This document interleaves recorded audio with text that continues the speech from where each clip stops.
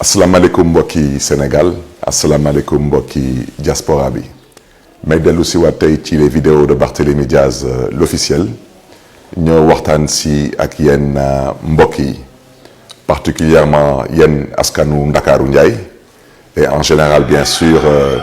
askanu Sénégal ñëw na leen comme fii biir Sénégal couvre-feu bi jeex na daanaka activité politique yi day daal di reprendre mais fàttali askan wi que balaa ñuy installer couvre-feu bi ñu ngi doon def ay visite de proximité di dugg ci kër yi di dugg ci gox-goxaani di waxtaan ak mbokk yi di préparer tamit lii di élection locale ak tamit jéem a xool nu ñu mën a doon bennoo pour mën a siggil Sénégal ci élection législative yi. mbokk yi lu tax lu mu leen di wax mu nekk lu ma ñor te ma am yaakaar dina tamit doon lu leen di ñor parce que lu jot a xew ci fan yu ñu passé nii mooy xeex yu askan wi doon xeex pour jëlee fi nooteel ak yebel xeex boobu naam am nañ ci kontante wante damay ñaax askan bi bu leen ci naagu parce que waa ji di président Macky Sall lu dellu ginnaaw bu leen ci am xel ñaar du bàyyee tamit lu mu nekkee woon parce que moom moo xam lu ko mbir bi jaral wante lu mu leen bëgg a wax mooy yéen lépp lu ngeen am ci yaakaar ci ëllëgu Sénégal nu ko doon waxee ci tubaab Albert Einstein nee na il ne faut pas compter sur ceux qui ont créé des problèmes pour les régler daanaka su ma ko tënkee ci wolof mooy bu leen am yaakaar ci saay-saay yu ngeen xam ne ni ñoom ñoo leen indil ay tolof-tolof pour ñoom ñu daal di lijjanti seen tolof-tolof duñ ko def kon nag képp ku leen bëgg a gëmloo ni que président Macky Sall dina amnistier Karim Wade ne leen ko Barthélémy Diaz nee na wax jooju dëppawul ak dëgg képp ku leen bëgg tamit gëmloo ni que dina gracier wala dina amnistier maa ngi déglu di amnistier plus ou moins kii di Khalifa Sall tamit ne leen ko Barthélémy Diaz lu mu wax mooy wax jooju dëppul ak dëgg su leen waxee tamit que président Macky Sall dina def kenn lay kattanam pour que procès caaxaan bu ñuy woowee mooy seen procès affaire Sweet Beauté Macky Sall dina ci def kenn kattanam pour que kii di Ousmane Sonko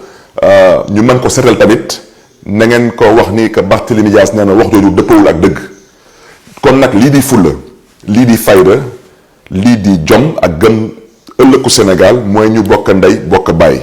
mën a doon benn say ci élection locale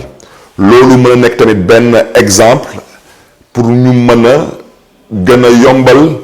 lii di unité bu ñuy namm ci élection législative ci 2022 bi parce que suñu nammee ñun amnistie mooy moo xam ci Karim Wade moo xam ci Khalifa Sall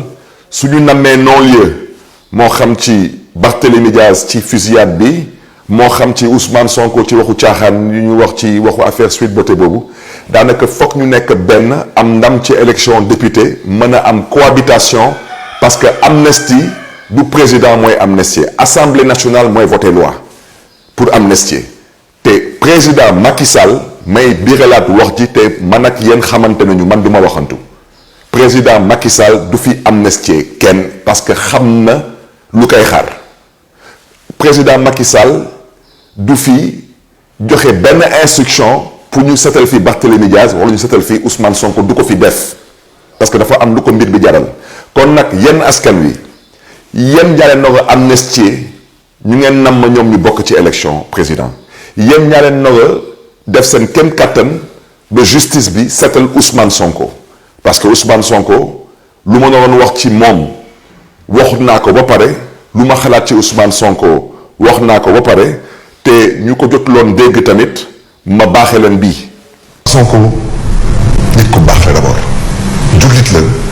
man ci lu ma gis ak ci lu mu dégg nit ku bëgg Sénégal la lu ma waxoon ci Khalifa Sall moom lay wax ci Ousmane Sonko moo tax moo xam yaayam moo xam ay soxnam moo xam ay doomam nañu am contenté ci seen doom seen jëkkër seen pap parce que Ousmane ku dara jàppale la te ku jara wóoru la. bu ci des may waxaat bii mooy la dernière fois may indi démenti man dama bëgg askanu Sénégal ñu jàppale ni boobu man dama leen respecté te man du ma laam-laamee du ma waxaale ñit nor ma respecté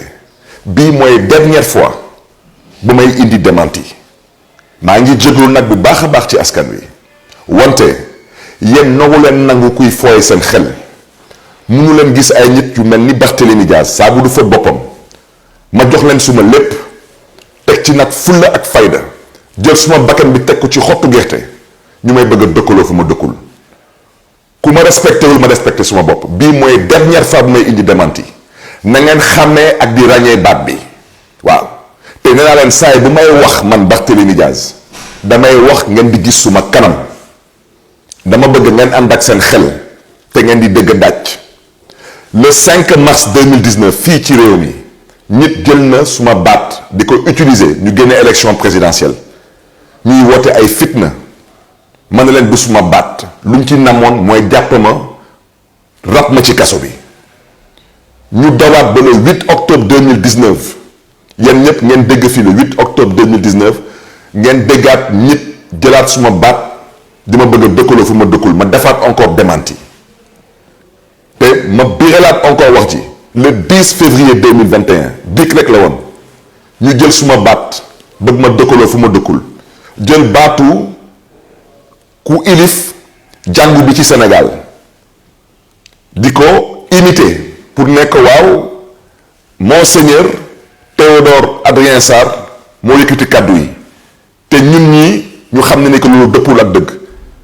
ñu dem ba jël baatu maître Ciré Clédor Ly di avocat wu Ousmane Sonko ne lii la wax ci Ousmane Sonko bii mooy dernière fois bu may indi démenti bépp sénégalais laa wax sa xel wala sa bopp xaw woyof ba ñu koy fooye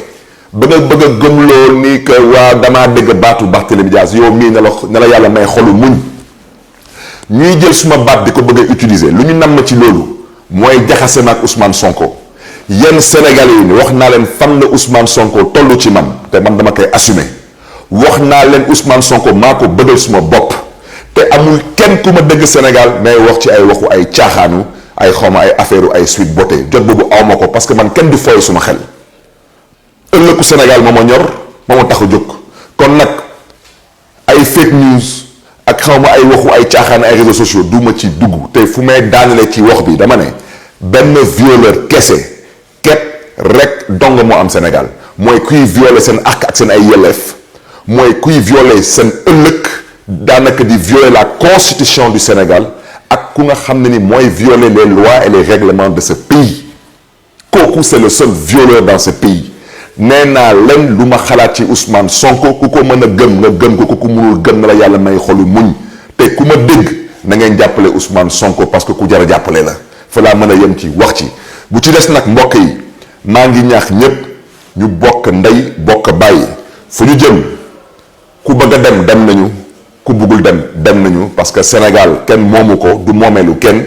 et je reviens à ce que j'ai dit il faut une unité et à ce titre j'invite tous les Sénégalais à faire preuve de patriotisme et de responsabilité il n'est pas une fois de plus l'heure de prêter le flanc ou d'être faible d'esprit kon nag mbokk yi di gërëm ñëpp di sant ñëpp di jéglu tamit ñëpp di jox tamit dig ndaje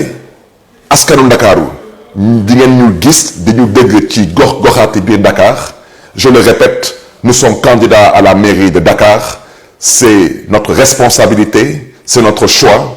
et avec le peuple de Dakar nous allons redresser une fois de plus la barre je rappelle que Dakar n'est pas négocié Dakar ne disparaîtra pas le maire de Dakar ne sera pas non plus nommé par décret présidentiel et à ce titre nous tendons la main à toutes les forces vives de la nation forces politiques forces de la société civile forces syndicales pour mën a bokk ndey bokk baay may biiralaat wax ji mais ci insister waat foofu lay daanelee il faut une unité pour élection locale pour loolu mën a doon benn test pour élection législative loolu mooy tax ñu am cohabitation mën a imposer suñu amnistie ak mën a imposer suñu ay non-lieu ba ñëpp mën a bokk ndax tamit askanu Sénégal mën a tànn seen njiit di gërëm ñëpp di sant ñëpp jërë ngeen jëf